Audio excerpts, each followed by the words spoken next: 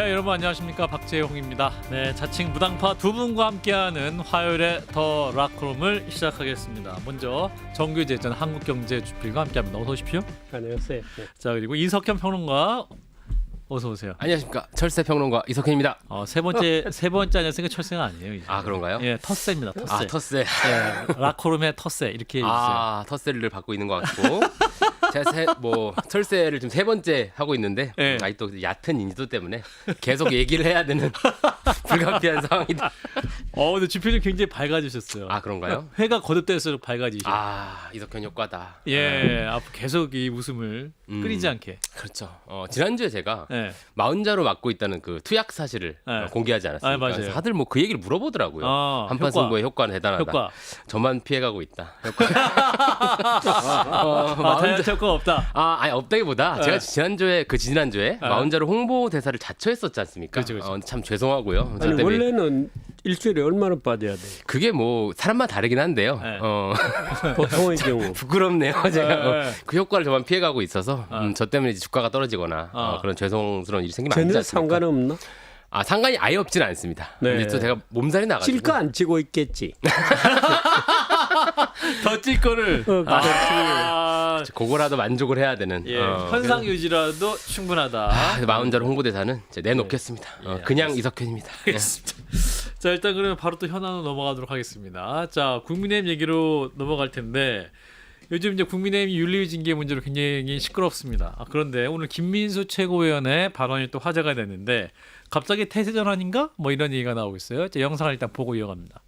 우리 당은 윤어게인을 외쳐서는 지방선거에 이길 수 없다라고 생각합니다. 우리 당의 대다수는 윤어게인으로는 지방선거에서 이길 수 없다라고 생각합니다. 수많은 국회의원들이 이렇게 얘기합니다. 윤어게인 세력을 절연하지 않는다면 장동혁도 없다, 김민수도 없다, 선거의 승리도 없다, 대한민국의 미래도 없다. 여기서 중요한 말은 윤어게인 세력입니다. 제가 냉정하게 말씀드리겠습니다. 여러분들의 구호는 윤어게인 세력이라고 한정지어져서는 결코 안 됩니다. 예. 자, 김민수 최고위원인데 깜짝이야 하신 분들 계시죠? 예, 김민수 최고위원이 직접 발언한 내용입니다. 어떤 자료냐면 심지어 그 보수 유튜버 연합 토론회였어요. 고성국 TV, 그 전환길 뉴스 등등 해가지고 연합 토론회였고 여기서 이제 윤어게인 왼쳐서는 지방선거 이길 수 없다. 한동훈 전 대표를 지지하는 수많은 지지자도 우리가 언젠가는 안아야 할 국민이다. 이렇게 얘기를 하는 건데 어떻게 들으셨습니까, 주필님? 글쎄요, 저는 이 김민수란 사람 얘기를 한 번도 주의 깊게 들어본 적이 없어서. 그쵸, 방송 전에 저한테 물어보시더라고요. 어떤 사람이냐? 최고위원이죠. 열심히 꺼무익기를 했습니다. 제가. 예. 네, 근데 김민수가 기독교인이냐 이렇게 물어봤어요. 근데 우리나라 기독교인들이 일반적으로 보여주는 특징들이 있거든요. 소위 보수교단 중에서도 아주 극우 쪽으로 가 있는. 그래서 제가 예상하는 대로 딱딱 그 카테고리에 있는 인간이들. 몇 마디 물어보니까. 그런 사람이다. 그래서 계시를 받았나? 갑자기. 아하. 무슨 갑자기, 뭐 얘기하다가 뭐 말씀을 들었나? 갑자기 뭐 은사를 입었나? 뭐 교인들은 굉장히 견해를 쉽게 바꿉니다. 정치적 견해를. 말씀 받는 대로 행동하기 때문에 그걸 부끄러워하지 않아요. 그 원인, 그 과정을 설명할 아무런 이유도 못 느낍니다. 본인들은. 예. 그러니까 태도가 금방 바뀌죠. 뭐 앞으로도 또 바뀔 거니까 네, 너무 기대는. 네. 앞으로 또 바뀔 거니까. 그런데 윤어게인을 지금 중간에 놓고 얘기하잖아요. 그렇죠. 예. 자기하고 장동혁이 동급이고. 그러네요. 네. 예. 김민수도 없다. 장동혁도 그 없다. 자기중심적 에고센트릭한. 그것도 기독교인의 특성입니다. 그렇군요. 저도 기독교인인데 깊이 성찰하게 되네요. CBS에서 너무 종교를 그렇게 일반화하지 말아주세요, 선생님. 아니에요. 저는 개종을 준비하고 괜찮아요. 있습니다, 지금. 죄송합니다만은 괜찮아요. 네. 예. 한국 기독교 중에 일부, 그렇죠. 일부. 또 미국 건강하지 기독교, 못한 신앙이 있을 경우에. 미국 기독교 중에 일부가 이제 마가와 소위 이 트럼프를 중심으로 네. 강력하게 소위 크리스천 내셔널리즘이라는 거로 뭉쳐 있어요. 근데 거기에서 이제 그런 일종의 그 논리적으로는 그럴듯해 보이는데 완전히 다른 얘기를 저렇게 서슴지 않고 하죠. 아하. 그 공통적으로 저런 특성이 있어요. 아하. 자기가 말을 확 바꾸는 데 대해서 거리낌이 없다. 어떤 무슨 아하. 논리적인 또는 뭐 어떤 사변적인 근거 이런 거 없습니다. 예. 그냥 바꾸면 그만이죠. 아하. 왜 그 하느님이 시켰으니까. 아하.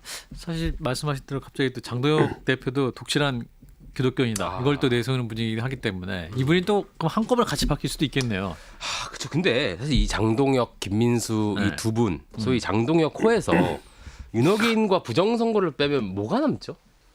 사실 아무것도 안 남는다고 생각하고요. 예. 네. 이를테면 이 무한도전에서 홍철 없는 홍철팀 뭐 이런 상황이 되는 겁니다. 그래서 네.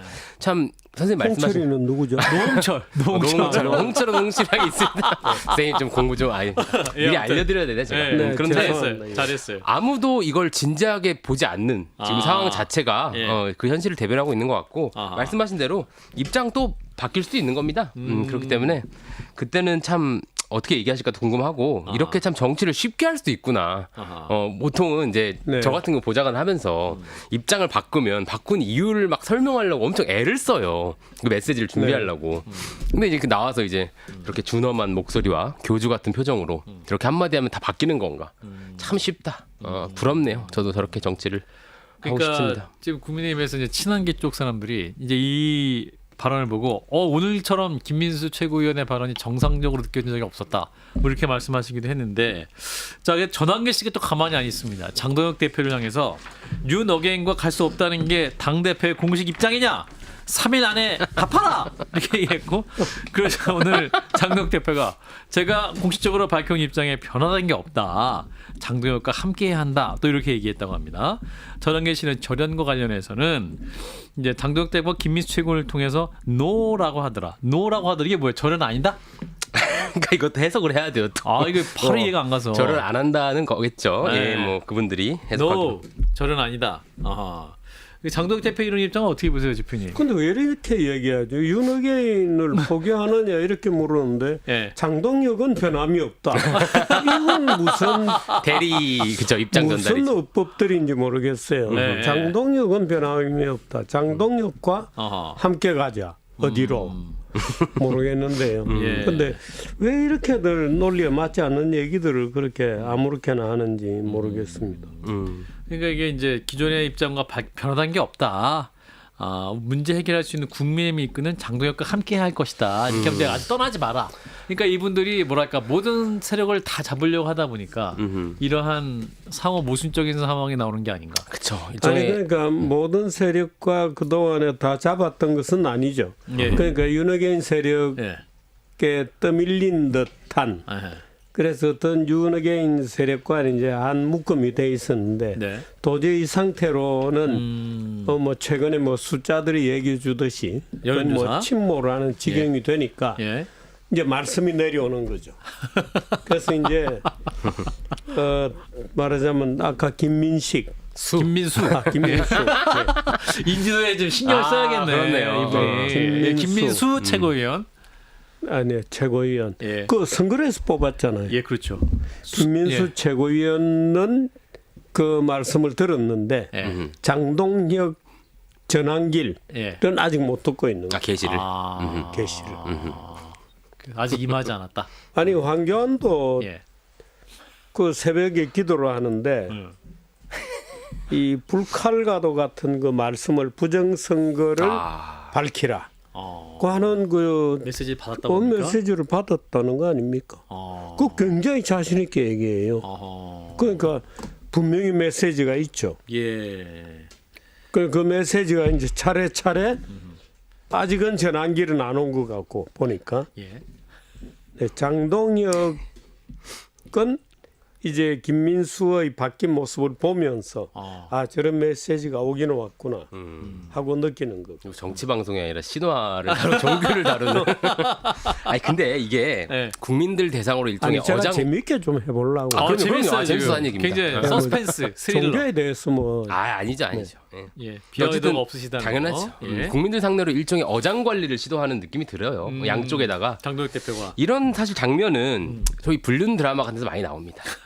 사실 내가 진짜 사랑하는 건 너야. 근데 이게 문제는 이 사랑하는 건 너야라는 말을 네. 밖에다 하면 의미가 없어져요. 전환길 쌤이 또 그 얘기를 들었으면 그냥 그래 나를 진짜 사랑하는구나 하고 이렇게 적당히 이렇게 메시지를 해주셔야 되는데 예. 이걸 또 이렇게 밝히면 이게 사기도 이게 손발이 맞아야 치는 건데 이게 사실 나를 사랑하고 있어 이렇게 주장해 버리니까 어제 뭐 김민수 최고위원이 그런 얘기를 하면 뭐 합니까? 지금 그냥 다 충돌을 해버리잖아요 메시지가. 예. 참 이게 뭐랄까요? 이제 지지하는 어르신들 지지층을 참 뭐 괴대주 취급하는 거다 이거는. 정말 우습게 보는구나. 부정선거론을 정말 지지하시는 분들 입장에서는 얼마나 이 혼란스럽고 억장이 무너지겠습니까 이 상황이. 예. 만일에 제가 볼 때는 예. 이 실제로 김민수나 저 장동혁 대표나 이런 사람들은 심각한 이런 질문들에 봉착할 겁니다. 정말 당신들이 윤핵인 가지고 선거할 거냐? 다 망한다 예. 하는 얘기를 들었을 텐데 예. 끊임없이 듣고 있을 겁니다. 그러니까 언젠가 포지션을 바꿔야 하는 어떤 절체절명의 필요가 있을 텐데 이제 그걸 시도를 해보고 있는 거예요. 근데 제가 볼 때는 그 시도가 안 먹힐 것 같은데요. 먹힐 것 같습니다. 네. 그러니까 또 이 전환길 씨가 또 김민수 최고위원을 압박했나 봐요. 그랬더니 네. 이제 김민수 최고위원한테 최고위원이 이제 전환길 씨랑 이렇게 얘기했다는 거예요. 장 대표는 약속을 지키지만 시간차가 있다. 친한파 중진들과 싸우면서 지방선거를 준비해야 하니까 형님 참 힘듭니다. 기다려 주십시오. 이렇게 기다려봐. 말했다는 거예요. 내가 이제 빨리 이혼하고 너한테 올게. 지금 집 정리도 좀 해야 그 되고. 드라마. 드라마. 그런 거죠 지금. 진짜 살아가는 건 너니까. 자 기다려봐. 내가 지금 이런저런 문제를 해결해야 돼. 이런 시간이 상황인데. 좀 걸리지 않겠어 뭐 그런 거고. 그렇죠. 근데 그러니까 이걸 다 까버리니. 정리할 때까지 시간이 걸리니까 기다려달라. 그런 건데요. 그런데 보통- 지금 한동훈을 따라다니는 사람들도 우리 국민에 대해 이런 얘기잖아요. 그쵸. 맞아요. 예. 예. 그러니까 그럼 이게- 한동훈으로부터 뺏어 와야 되는데 한동훈 엊그제 징계 처분해 놓고 그죠. 될까요? 그러니까요. 자, 네. 그래서 저 굉장히 이해하기 어려운 초식을 쓰고 있는 가운데 또 이제 국민의 윤리 징계 문제로 굉장히 또 개파 갈등하고 있는 상황이죠. 이제 그 김종혁 전 최고를 또 징계를 했고 제명을 했고 이제 배현진 의원에 대한 징계 절차도 진행되고 있습니다. 또 서울시당에서는 고성국 씨에 대한 징계 절차에 들어갔거든요. 그럼 이게 또 두 사람 함께 징계가 진행되는 상황인데 지금 저 화면으로 나가고 있는데 배현진 의원이 이제 장도혁 대표 찾아가가지고 지금 나랑 나를 흔들고 있는데 당 대표 뜻이 뭡니까? 라고 물었다는 거예요. 저 당시 네, 진짜로. 네. 그랬더니 장도혁 대표가 눈을 잘 안 마주치면서 윤리위는 독립기구입니다 하면서 한숨을 확 쉬고 자리를 떠났다는 거예요. 그러니까 장도혁 대표도 배현진 의원이 감당이 안 돼가지고 본회의장에서 자리를 피한 것 같은데 자, 요 상황은 어떻게 아니 뭐 윤리위원회 독립기구는 무슨 독립기구예요? 보통 그 자구들은 거짓말을 하면 안 되죠. 네. 보통 윤리위원장 그 이상한 그렇죠. 분을 모셔놓고 이상 교수님 모셔놓고. 것도 자기가 모셔놓은 건데 예. 엉뚱한 소리를 하면 안 되죠. 그리고 뭐 그건 뭐 감사위원 그 감사위원회도 말이 이호선 교수 예. 그쪽도 당무감사위원회. 그렇고, 네, 예. 당무감사위원회는 아. 그 자기가 더 구성한 사람들인데 독립기구라고 저렇게 주장을 하면 안 되죠. 그러니까 사실은 엄정한 오히려 당 대표가 누구를 징계를 하게 되면 네. 배 의원이 지나다니면 오히려 불러야 됩니다. 아하. 당신 왜 그래? 아하. 자꾸 그러면은 곤란해.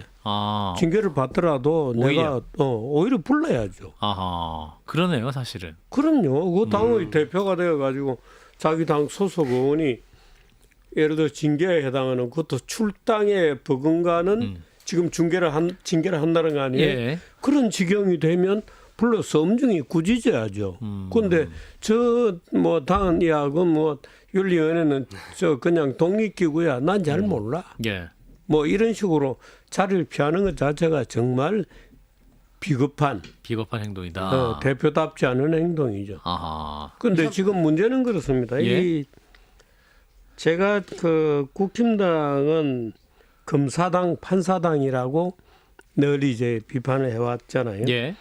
소수의 말하자면 과두지배 체제 정당이고 이 과두지배의 구성원들은 검사, 판사 등 소위 국가 권력 기구에 속하는 대석 일을 했던 사람들입니다.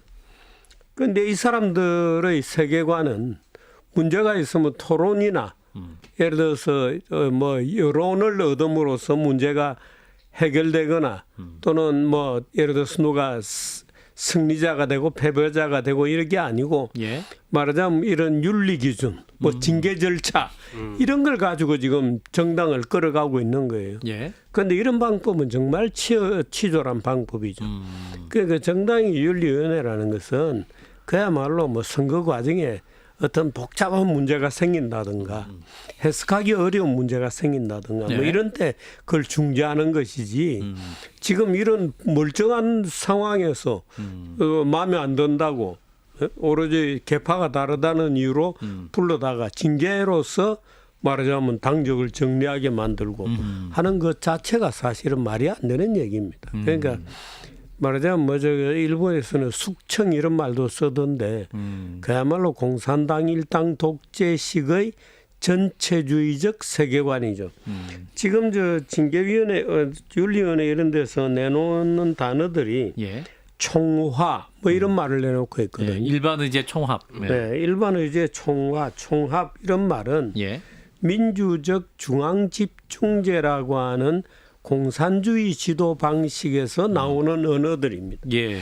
그러니까 선거는 자유롭게 하지만 선거를 통해서 지도자가 선출되면 그 지도자는 무소불위의 권력을 갖는 겁니다. 예. 그러니까 지금 시진핑이 그렇듯이 옛날에 히틀러가 그랬듯이 스탈린이 그랬듯이 그 말이죠. 인민의제의 총합이 모여서 예. 지도자가 선정이 되면 그때부터는 지도자의 독재 체제를 받아들이게 되죠. 예. 그러니까 자꾸 그런 용어들을 쓰면서 지금 징계를 통해서 당을 지금 저거는 정화하는 거거든요. 정화. 네. 아. 그러니까 아니 그 구소련이라든가 나치에서 주로 하던 말이 이제 네. 거기에 해당이 되는 겁니다. 아하. 그러니까 징계 처분해서 출당시키고 이런 것은 당을 더 순수한 조직으로 정화해내는 과정이죠. 예. 그러니까 그 정화의 끝은 공멸이죠.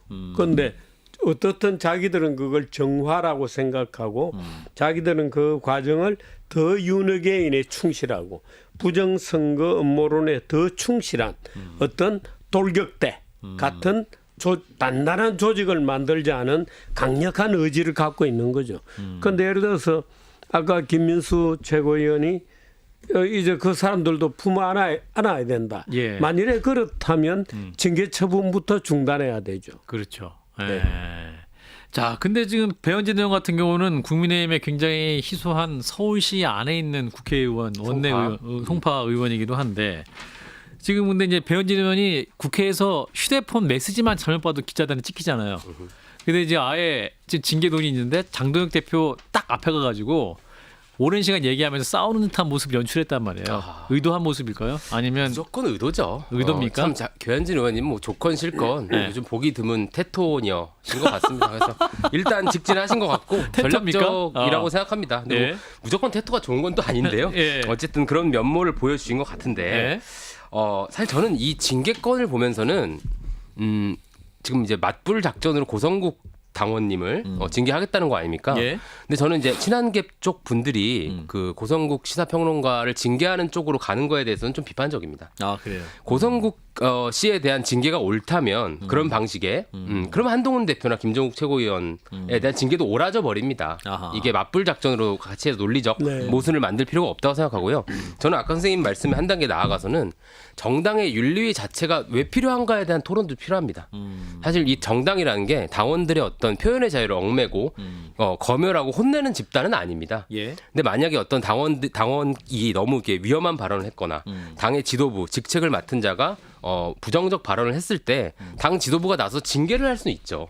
그런 식으로 해야 되지. 맨날 이 윤리 가가지고 제가 잘못했어요 지금 이러고 있는 거 아닙니까? 그러니까 정당이 이렇게 윤리 좋지 않다고 정당이 무슨 징계를 하게 되는 경우라면 일반 국민들에 대해서 어떤 씻을 수 없는 과오가 윤리적 저지를 전다든가 예. 무슨 그런 경우에 하는 거지. 이념과 생각이 좀 다르다고 그렇죠. 징계로서 말하자면 당을 사상검열적 상황에 놓는 거거든요. 근데 사상검열적 상황에 놓는 이게 말하자면 너는 버러지 같아서 너는 바퀴벌레 같아서 제거한다는 생각이거든요. 그러니까 이제 이런 식의 세계관을 갖는 것은 민주정당에서는 있을 수 없는 일입니다. 예. 근데 우리 정당이 지금 왜 저런 식으로 빠지느냐면 제가 늘 비판하는 게 예를 들어서 이재명 대통령 후보도 뭔가 이 법망을 계속 투망을 하는 겁니다. 그래서 말하자면 23번 기소가 되었다는 이재명 대통령 본인의 말처럼 뭐 엄청나게 기소를 해야 되는 거죠. 네. 뭐 하나라도 걸리면 집어넣는 것으로서 상황을 종료시키겠다고 하는 강력한 의지들인데 이런 식으로 정치가 되는 건 아니거든요. 예. 그러니까 지금 국힘당은 윤핵인에서 못 벗어날 뿐만 아니라 윤석열 방식에서도 못 벗어나고 있는 겁니다. 그러니까 국힘당 내부에 그런 이 정화 의식, 뭔가 조직 부적응자를 나태시키고 도태시키고 그럼으로써 조직의 내부의 결집을 가져간다고 하는 굉장히 원초적 어떤 강제에 의한 조직의 통합에 대한 충동이 있는 거죠. 아직도 예. 그 충동을 못 버리고 있는 겁니다. 아, 좋은 포인트네요. 자, 근데 이런 가운데 이제 고성국 TV에서 고성국 박사가 다음은 오세훈이다 이렇게 얘기를 했는데, 근데 신나시겠어요 참. 오세훈 시장이 오늘 탈당은 전혀 고려하지 않고 있다. 또 당권을 염두에 두고 있는 거냐 이런 질문에는 시장을 하면서 당권을 동시에 할 수 있겠냐 서울 지키겠다 이렇게 답을 했습니다. 근데 또 장도혁 대표가 오늘 서울시장 공천에 질문을 받았는데 뉴페이스가 참여하는 경선이 필요하다 이렇게 말했어요. 또 어떤 합의가 있을까요? 이석현 평론가. 이 기존에 있는 후보 중에 예. 별 이렇게 후보가 없으면 일단 던져놓고 보는 게 뉴페이스고요. 예. 이게 제일 핵심이 예. 의원직을 내려놔야 된다는 겁니다. 후보가 되면. 그쵸? 서울시 의원 중에 그러니까 서울시, 그치 의원 국회의원 나경원 중에. 의원이든 누가 하든. 그렇죠. 경기도지사 후보나 누구든 네. 지자체장 후보가 되면 내려놔야 되는데 네. 지금 이렇게 패배가 너무 뻔히 보이는 상황에서 누가 나오려고 하실까? 나경원 의원님도 사실 저는 굉장히 멈칫하고 있을 거라고 생각하고요. 네. 칼을 뽑을까 말까. 안 뽑을 가능성 매우 높습니다. 예. 되게 내려놓고 아하. 이렇게 집에 가셔야 됩니다. 그래서 안철수 의원 출마설도 막 있었는데 맞아요. 겠냐고요. 지금 이렇게 지을 게 뻔한데 나오실 가능성 매우 높다. 안철수 본인이 동의한 겁니까? 아니 그것도 아니죠. 동의는 설입니다. 주변에서. 선입니다. 예. 그래서 저는 이제 뉴페이스라고 하면 이제 원외 인사 중에 네. 이제 갑자기 우리가 모르는 또 분이 나오실 텐데 아하. 지금 뭐 김민수 아니라 김민수 네. 최고위원도 경기도 가냐 서울 가냐 뭐 이런 식으로 출마설이 막 돌더라고요. 서울시장 뭐까지 김민수 후보가 그렇죠. 그러니까 여기저기 지금 다 최고가? 집어넣어야 되는 상황인 겁니다. 아하. 이제 그런 참 답답한 아니, 상황인데 그러니까 일리가 있죠. 아. 그런데 김민수는 네. 김민수 최고위원은 어떻든 갑자기 바뀐 거잖아요. 뭔가 오면 입장을. 네. 제지를 받아서 입장을 갑자기 바꾼 데는 뭔가 이유가 있거든요.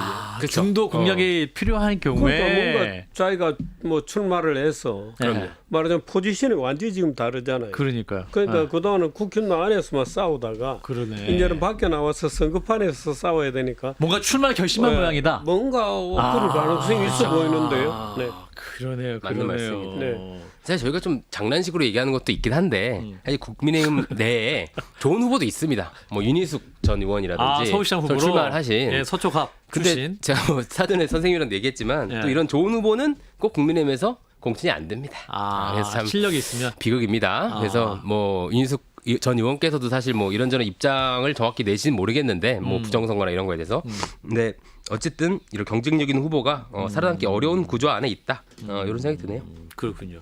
이제 서울시장 선거 관련해서 여론조사기가 속속 나오고 있는데 이제 여론조사기관 조원 CNN이가 스트레이트 뉴스에 의뢰해서 지난 7, 8일 이틀간 조사했습니다. 정원호 구청장이 47.5%, 오세훈 현 시장이 33.3%. 자세한 내용은 중앙선거 여론조사 심의 홈페이지 보시면 되는데 이 차이만 보면 거의 14% 정도 차이 나거든요. 네. 정원호 후보가 만약에 나온다고 했을 때 정원호 구청장이 47.5, 오세훈 시장이 33.3, 거의 14%, 거의 15% 차이 난다고 보면 되는 건데 이게 지금 격차가 시간이 갈수록 점점 더 벌어지고 있는 것 같다라는 느낌을 지울 수가 없습니다. 그러니까 이게 민주당이 집안 싸움을 할 수 있는 원동력입니다. 워낙 이렇게 차이가 크니 네. 우리끼리 좀 싸워도 되겠다. 정청래 대표가 힘을 얻는 이유입니까? 뭐 정청 아니 그 안에 내부 집안 싸움이 박터지게 싸울 수 있는 서울시장 이유인 후보 거죠. 라인 이렇게 많은 이유가 아니 그 말씀이 아니라요. 지금 민주당에서 아까 뒤에 주제로 할 그 합당이니 뭐니 이런 당내 갈등이 세게 붙지 않습니까? 근데 이게 다른 지자체장 지방선거에서 워낙 압도적으로 이길 가능성이 높기 때문에 이런 내부 싸움도 가능해지는 공간이 열리는 거죠. 참 국민의힘 덕분에 참 민주당이 이렇게 노성투쟁을 하고 있네요. 예. 주필님은 정원홍 구청장에 대해서 좀 아십니까? 제가 성수동에 한번 가봤습니다. 취재를 가셨구나. 아하. 저는 이거는 일종의 쇼윈도에 불과한 거다. 성수동이? 네, 생각을 했어요. 그래요? 예. 그래서 그리 오래 갈 것 같지 않다 이런 느낌이 들었어요. 근데 얼마나 갈지 모르겠는데 제가 딱한 것은 이런 겁니다. 오세훈 시장이 최근에는 뭔가 피치를 좀 올리려고 하는 것 같고 뭔가에 대해서 입장도 좀 밝히고 했는데 예. 그동안에 당신은 뭐 했지? 뭐 했나? 아하. 그동안에. 사선 활동한. 네, 그 많은 세월 동안에 뭐 했나? 지금 와가지고 못 비키겠다 이러고 있잖아요. 누가 새로운 사람이 나오겠다 그러면 자진해서 비켜주는 것도 필요하죠. 근데 예를 들어 세운상가도 이슈화하는데 실패했습니다. 종묘 관련해서. 네. 예. 세운상가 종묘 앞에 짓는 그것도 사실은 굉장히 좋은 이슈거든요. 근데 좀 더 깊게 끌고 갈 수 있는데 본인은 그냥 아무것도 안 해요. 지금도. 그러면서 뭐 성수동 이런 데 쫓아다니고 있죠. 예. 근데 그거 뭐 무슨 의미가 있겠어요. 그래서 저는 왜 이렇게 이분들이 게으르나 그런 생각을 해봅니다. 내가 이때까지 뭐 하다가 지금 와서 발등에 불이 떨어진 거죠. 이제 와서. 네, 이제 와서. 그렇죠. 이게 사실 그 정원호 구청장 같은 경우는 앞으로 검증할 게 되게 많을 겁니다. 그래요? 특히 이제 지금 상황에서는 이재명 대통령 그 트윗 하나로 굉장히 큰 비약적인 성장을 한 건 맞잖아요. 지지율상에. 인지도. 그렇죠. 인지도상에.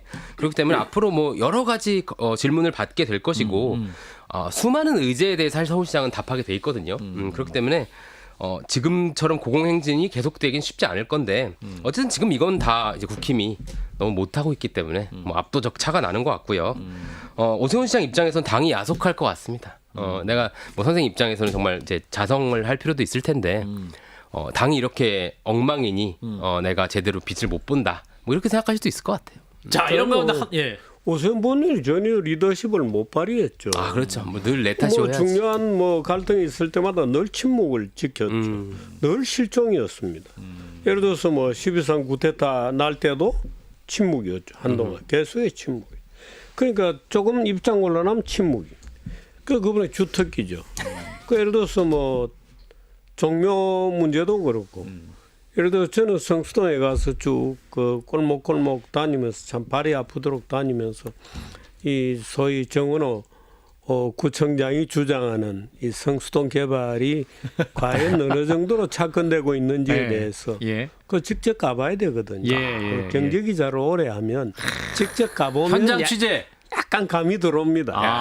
약간 감이 들어오는데 노고를 이끌고. 글쎄 그걸 가지고 성수동이 이게 핫플레이스가 됐다. 핫플레이스라는데 약간 제 느낌은 물론 거기에 이제 벤처들이 많이 들어와서 AI 특히나 벤처들 로봇 벤처 이런 것들이 많이 들어와서 굉장히 그 성황을 이루고 있고 일부는 뭐 성과도 약간 있다 뭐 이런 말도 있어서 어떤 벤처 기업의 경우에는 굉장히 기대를 받는다 이런 것이 있고 그게 하나의 그 카드라면 우리가 성수동 길에서 볼 수 있는 거는 약간의 쇼윈도나 또는 쇼룸 같은 일종의 뭐 뜻다방 같은 느낌도 굉장히 많은.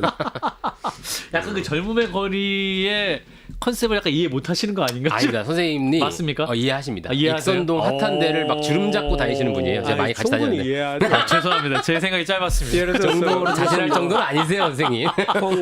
신촌 상권이 왜 망했는지 예를 들어서 저 신사동 가로수길이 왜 망했는지. 어허. 가로수길이 망하는 데는 여러 가지 이유가 있습니다만은 그 애플 매장이 굉장히 중요한 역할을 하게 되거든요. 애플 매장이 엄청난 돈을 지불하고 거기에 입점을 함으로써 다른 상가들이 죽어버리는 겁니다. 그런데 예를 들어서 뭐 홍대 앞에 상가라든지 또는 뭐 장안평에서 시작되는 지금 우리가 굉장히 핫플로 떴다고 하는 성수동 지역에 제가 쭉 가서 오가는 젊은이들 보고 주로 뭘 쇼핑하는지도 가서 보고 어떤 쇼룸이 실제로 쇼룸들이 굉장히 많습니다. 맞아요. 오픈한 네, 가게. 맞아요. 그래서 오픈한 가게 쇼룸들이 많은지도 들여다보고 몇 시간을 왔다 갔다 하면서 무슨 어디 영화에 나오면 간첩처럼 보일 거예요.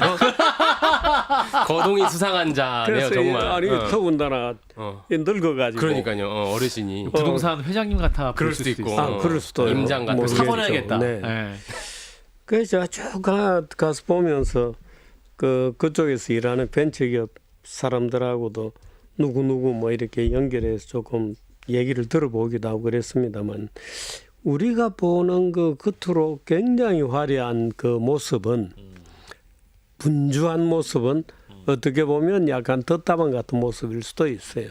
그런데 그런 건 어디에서나 가능한 거거든요. 그래서 야 이거 가지고 뭐라고 굉장히 내세울 건 아닌데 뭐 그런 기분도 일부 들었어요. 예, 10분을 할애해서 비판하셨네요. 정 총장 굉장히 오래 얘기했어요 오늘. 야, 그래서 요 얘기 짧게 한 포인트로 한동훈 콘서트 초대 받으셨다면서요? 아니요, 그렇게 얘기하시면 그런데 네. 제가 사실 최초 공개합니다. 제가 그 콘서트 2부 행사에 패널로 초대를 받았었습니다. 근데 큰 고민 끝에 결국 안 나가기로 했는데 근데 왜 이게 이 얘기를 왜 드리냐면 어제 한동훈 대표님 측에서 나름 품 넓게 저 같은 이제 무당파 사실 제가 놀림도 많이 하고 비판도 많이 하거든요. 그렇게 애를 쓰신 것 같다라는 얘기를 드리고 싶어서인데요. 사실 뭐 결과적으로 그 행사 자체가 뭐 이렇게 정치적 메시지를 발신하는 자리는 아니었던 것 같고 좀 이제 상처받은 지지자와 이렇게 위로를 하는 자리였다. 그 정도로 이해를 합니다. 제가 거기 가서 뭐 이렇게 쓴소리하고 이래가지고 분위기를 소위 곱창 낸다고 하죠. 뭐 그럴 필요는 없었다고 생각하고 그래서 안 갔는데 어쨌든 결과적으로 메시지적으로는 좀 많이 아쉬웠습니다. 그런데 그냥 뭐 위로하는 자리로 그 정도면 뭐 더할 나위 없었다. 그렇게 생각합니다. 한동훈 씨는 한동훈에게 메시지가 과연 존재하는가에 대한 의문을 갖게 하기에 충분했어요. 사실 한동훈 당신은 어떤 존재냐에서부터 윤석열의 작은 카피 또는 윤석열 뒤에 도사리고 있는 꾀돌이 같은 이미지가 아닌 한동훈 표 메시지는 뭐냐 없거든요. 그게 전혀 보여준 바도 없습니다. 그런데 이번에 군중 집회를 하는데도 또 없어요. 우리 같이 갑시다 하는데 내가 속으로 그랬죠. 어디로? 같이 갑시다 하는데 어디로 가냐 말이에요. 그 어디로가 없는 겁니다. 그런데 제가 딱하게 느끼는 것은 한동훈의 머리가 비상이 좋다고 고등학교 때부터 대원여고를 나오고 현대고를 나오고 좋다고 알려져 있습니다마는 기승전이 없는 서론본론 결론이 없는 결론만 떠드는 말투가 버릇이 되어 있습니다. 그 지난번에 대선 토론할 때 제가 한동훈 씨의 그 토론 방법을 가만히 보면서 왜 저분은 결론 부분만 그것도 축약해서 이유가 설명이 없습니다. 그래서 결론만 저렇게 마치 무슨 구호처럼 얘기하나 그렇게 생각했는데 이번에 그 영상들을 쭉 보면서 제가 저분은 말하자면 서론본론 결론으로 설명하는 힘이 이미 없다. 그런 느낌을 굉장히 받았어요. 그래서 옛날에 그 김정태 검찰총장 이런 사람들이 늘 하는 얘기가 검사들은 나이를 조금만 먹으면 기소장을 자기가 직접 안 쓴다는 거예요. 그래서 너무나도 글이 산만해지어서 부장검사도 기소장은 직접 써라 하는 얘기를 굉장히 많이 했습니다. 그런데 그저 그 한동훈 씨가 얘기하는 거를 들으면서 전부 단문으로 잘라서 구호성만 얘기해요. 구호로 할 수 있는 거. 그러니까 어떤 인과에 대한 설명, 뭐 서론본론에 대한 설명, 적어도 한두 문장 정도는 한 문장 안에 원인 결과가 뚜렷하게 나와야 되거든요. 그래야 이 시대에 대한 진단이 있어야 됩니다. 그런데 그런 고민이 전혀 없었어요. 그래서 저 할머니들은 도대체 왜 좋아하나 하는 느낌을 저는 가졌습니다. 예. 자, 두 분이 또 평가를 냉정히 해주셨는데 또 그 이후에 한동훈의 메시지 뭐가 있을지 좀 지켜보시고 민주당 얘기로 넘어가겠습니다. 자, 민주당 오늘 의원총회를 오전에 하고 이제 조국혁신당과 합당 문제, 결국 이제 무산되는 흐름으로 가고 있습니다. 자, 오늘 저녁에 이제 그 최고위 회의를 통해 최종 결론이 난다고 하는데, 자, 일단 박수현 수석 대변인의 발언을 듣고 이어가겠습니다. 첫째, 조국 혁신단과의 합당 제안이 지방선거의 압승을 통해 이재명 정부의 국정 성공을 뒷받침하기 위한 진정성에서 비롯된 것이었다 해도 추진 과정에서 발생한 갈등으로 귀결되고 있는 상황 인식을 공유하였습니다. 두 번째, 의원들은 대체로 통합의 필요성은 공감하나 현 상황에서의 합당 추진은 명분이 있지만 추진이 어렵다는 것과 오늘 의원총회 결과를 반영하여 오늘 최고위원회가 신속히 결론을 내려줄 것을 요구하였습니다. 예, 자, 오늘 이제 민주당 의원총회 한 20여 명의 의원들이 발언을 했다고 하고 이제 저녁 7시, 이제 8시다라는 얘기도 있고 이제 최고위원 회의를 통해서 논의를 하면 최종 결론 날 것 같은데 일단은 지방선거전 합당은 안 된다. 뭐 이런 얘기가 중론인 것 같아요.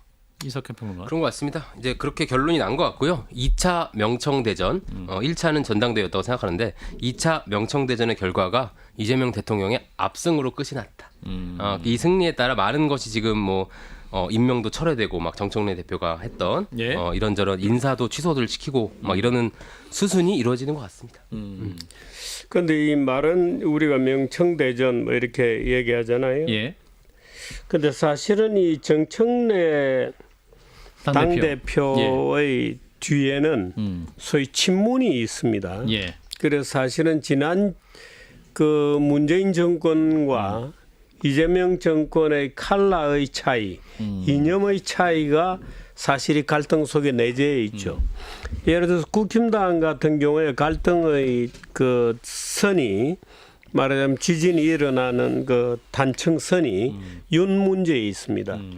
그런데 지금 민주당이 어떤 사사건건적 갈등에 부딪히는 선의 단층선은 친문이냐 친명이냐 하는데 완전히 놓여 있죠. 예. 친문이 지금 이제 정청래 의원하고 결합이 되어 있다고 보는 거거든요. 그런데 그쪽이 아마 이 다수가 될 가능성이 없지는 않습니다. 없지는 않습니다만은 대통령이 이제 있는 그룹이냐 아니냐는 문제로 놓고 보면 이거는 한쪽에 좀 기울게 되어 있죠. 그런데 지금 이렇습니다. 대통령은 중도 실용을 내걸고 있잖아요. 예. 김민석 총리는 아예 중도 보수라는 말을 달고 있습니다. 그러니까 중도 실용이냐, 그러니까 지금 이재명 대통령이나 김 총리나 어떤 당을 구상하고 있느냐 하면 중도를 모두 아우르고, 그러니까 중도 실용을 중심에 놓고 좌우의 온건한 합리주의 세력들을 모아서 마치 자민당 같은 일본에 말하자면 1.5당 온전한 하나의 중도당을 만들고 양쪽에 말하자면 조국당 또는 그 진보당, 오른쪽에 극우당으로서의 국힘당 뭐 이런 정당들을 꼬마 정당들을 거느린 중도 정당으로서의 장기적인 행보를 지금 구상하고 있는 거거든요. 그런데 만일에 정청래 의원이 주장하는 방법의 통합이 이루어지게 되면 민주당은 그 자체로 왼쪽으로 좌경적 어떤 50%. 클릭이 일어나게 되죠. 예. 그렇게 되면 중원을 비워놓게 되는 결과가 되고 그렇게 되면 오히려 국힘당이 어떤 형태건 차지하러 들어올 거다는 불안감을 갖고 있는 겁니다. 그게 지금 말하자면 친문대 실용 정부를 주장하는 이재명. 청과의 예. 갈등이죠. 아하. 갈등의 본질은 거기에 있는 겁니다. 그런데 조국 당을 끌게 되면 쑥 왼쪽으로 밀려가게 돼 있죠. 그러니까 조국 당 스스로가 예. 합당 얘기가 나오자마자 바로 세미나를 열어가지고 토지공 개념을 들고 나왔거든요. 사실은 그게 조국 당의 패착입니다. 오히려 합당 얘기가 나올수록 조용히. 중도로 가자 뭐 정중동. 이런 슬로건을 오히려 아. 걸어야 되는데 나중에는 뭐 다른 얘기를 좀 하더라도 그런데 하자마자 민주당 너희들이 우리 쪽으로 끌려와야 돼 하면서 토지공 개념을 들고 세미나를 하고 공세를 폈죠. 그 실패한 거죠. 그러니까 간단히 덧붙이자면 지금 이재명 대통령 지지율이 60% 나오고 민주당 지지율이 40% 나오지 않습니까? 예. 그 격차 딱 20%. 그 지점이 선생님 말씀하신 중원이고 소위 뉴 이재명이라고 불리는 중도성 무당 성향의 유권자들인데 지금 이재명 대통령이 거길 다 새로 벌어온 건데 자꾸 민주당과 조국신당 같은 분들은 자꾸 돌아와 하시는 겁니다. 전통민주당으로. 그렇죠. 그렇게 되는 거니까 대통령 입장에서는 좀 짜증이 날 수 있는 거죠. 내가 밖에 나가서 이렇게 벌어왔는데 자꾸 이걸 풀라 그러니. 예. 벌어왔는데 그래서 이제 대통령이 굉장히 답답한 마음인지 요즘같이 변화한 시대에 국회 입법이 시급한 게 너무 많은데 빨리 변하는데 국회가 네. 입법으로 이게 뭐랄까 이게 받지 못하고 있다 이런 발언도 했었고 자 그러면 만약에 이제 합당이 최종 안 되는 것으로 지방선거제 안 되게 되면 조국 대표, 정청래 대표 두 당 대표가 있는데 누구에게 더 마이너스일 것이냐 둘 다 마이너스다. 그리고 또 두 분이 향후에 3년 후, 약 4년 후에 또 대권 행보도 꿈꾸는 분들이기 때문에 누구에게 더 마이너스 될 것이냐, 주필님? 제가 볼 때는 정청래 대표가 마이너스죠. 정청래. 예. 네. 왜냐하면 조국은 이미 일정한 포지션을 나름대로 가지고 있습니다. 예. 근데 제가 정청래 대표가 지방선거를 앞두고 합당을 하는 거지 그게 선거 전의 기본적인 전략인데 그래서 후보의 난립을 막는 거고 예. 후보 단일화를 할수 말하자면 강제적으로라도 같은 당이라는 틀을 만들어서 후보 난립을 막는다는 건데 야 선거 끝나고 합당하라는 게 말이 되냐 이거거든요. 정청래 의원 같은 경우에는. 근데 특히 어제 오늘 같은 경우에는 본인은 말을 많이 아꼈죠. 그래서 아마 뭔가의 달라진 분위기를 받아들이는 듯한 어허. 약간의 모습도 보이고 있어요. 예. 이제 그렇기 때문에 말하자면 약간의 동네 깃발을 올렸다가 아이쿠 이거 이건 아니구나 아닌가 하고 보다. 내리는 모습이죠. 아하. 예, 그러니까 정청래 대표에게는 데미지가 갈 거고. 근데 문제는 그겁니다. 예를 들어 지방선거에서 만일에 별도로 나오게 되면 전라 호남 지역이 조국에게 어느 정도의 표를 줄 거냐 아하. 하는 점이 제일 이제 관건이죠. 아하. 이제 그게 아마 거기에 따라서 선거 이후에 어떤 흐름이 결정이 될 겁니다. 자, 6월 지방선거 후에 또 8월에 민주당은 전당대회가 있단 말이죠. 정청래 이후에 어떤 체제가 만들어져야 되는 상황이고. 근데 이제 조국 대표가 13일 전에 밝혀 이렇게 얘기했는데 이제 결혼할지 말지 밝혀 얘기하고 그 결혼 안 할 거면 같이 살 건지 혹은 선거 연대라도 할 거냐. 뭐 이렇게 이제 결혼식은 안 올리지만 우리는 한 식구야. 이 정도 표현은 할 수 있는 거냐. 구체적으로 밝히라고 얘기했는데 그것까지 할 수 있을까? 안 되겠죠. 없어요? 차라리 이렇게 혼사가 이루어지지 않았으면 잘 사귀었을 커플인데 그냥 이게 혼사가 빠그라지면 더 안 좋아지잖아요. 파혼 상태 거의 가깝겠죠. 야. 그리고 이게 두 친구랑 사람이 사랑했던 건 맞아요? 뭐 적당히 썸은 타고 썸은 사귀고는 탔다. 있었던 것 같은데 아니 근데 몇 지역 정도는 예. 말하자면 연대. 연대 를 할 수 있을 후보를 겁니다. 우리는 안 내겠다. 네, 여기는 그렇죠. 너무 내지 네. 마라. 몇 네. 지역 정도. 그것조차 지금 분위기상에서는 않다. 무서워서 제안도 하기 어려운 분위기가 됐습니다. 지금 정청래 조국의 대표 감이 질자만 많은데? 나와도 난리가 납니다. 그래요?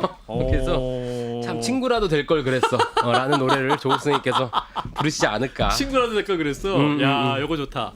근데 가슴이 아픕니다. 조국혁신당 입장에서는 조국 대표 입장에서는 이번 6월 지방선거에 그 보궐 국회의원 선거 자리가 있잖아요. 거기에 한 자리로 들어가서 네. 원내 진입이라도 하고 싶은 마음이 있는 것 그렇겠죠. 같아요. 네. 왜냐하면 당연히 그렇겠죠. 합당 안 할 거면 선거 연대라도 할지 밝혀 이렇게 얘기했거든요. 그 얘기는 바로 보궐선거에 혹시 연대할 수 있는 거 밝혀 이런 아니, 지금 얘기잖아요. 조국 대표 입장에서는 갈 데가 없잖아요. 그렇죠. 네. 갑자기 갈 데가 없어졌거든요. 예, 예. 그렇다고 부산에 뛰어들 수도 없고 예. 전재수 부산 지역구. 씨가 열심히 뛰고 있고 예. 그러니까 부산에 갈 수도 없고 서울로 들어와서 예를 들어 지금 와서 깃발 들고 정은호하고 단일화 하자 수 뭐 없죠. 네. 말하자면 이런 식은 좀 웃기잖아요. 그러니까 조금 갈 데가 없죠. 그 기껏 간다면 인천 계양으로 가야 되는데 아 인천 계양은 누가 있습니까? 김남준 대변인 예. 황태자가 가시죠. 아니 거기에도 아니 송영길 대표도 어디로 갈지 모르잖아요. 아, 예, 예. 복잡하네요. 그러니까 그 간단치 않죠. 그러니까 조국 같은 경우에는 예.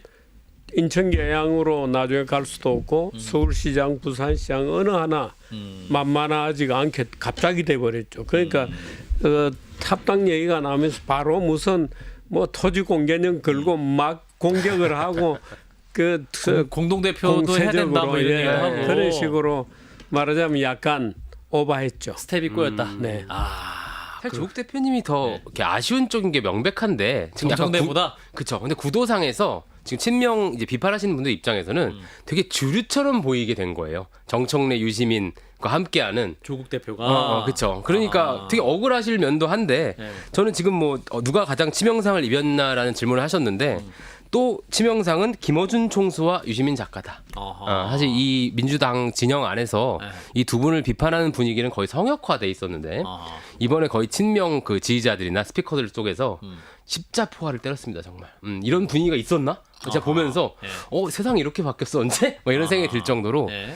상당히 이번 국면이 넘어가면 조금 주춤하시지 않을까 이런 그러니까 생각이 듭니다. 친이재명 대 친문재인 사이에는 상당히 깊은 단청지대가 근현대사가 있습니다. 있죠. 네. 그렇군요. 그게 또 이제 확인이 되는 그런 순간 아니었나 싶습니다. 자, 오늘 더 라커룸 민주당과 국민의 얘기 딱 2개 했는데 보내드려야 될 것 같습니다.